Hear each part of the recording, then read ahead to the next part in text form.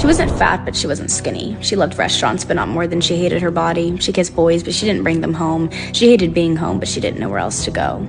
She wasn't shy, but she hated small talk. She craved deep conversations, but would never open up. She hated living, but she didn't want to die. She loved laughing, but not as much as she needed to cry. She wasn't a bad person, but she didn't feel good. She was always there for others, but herself never understood.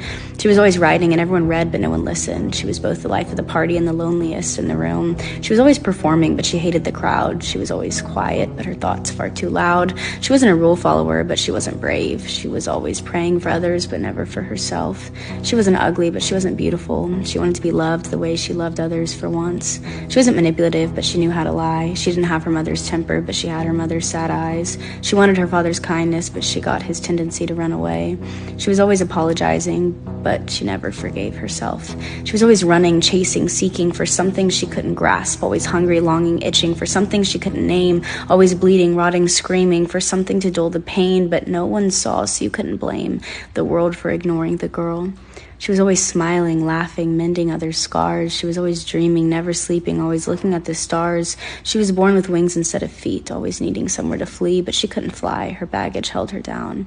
She wasn't depressed, at least she didn't think. A dangerous coping mechanism for a girl with clipped wings.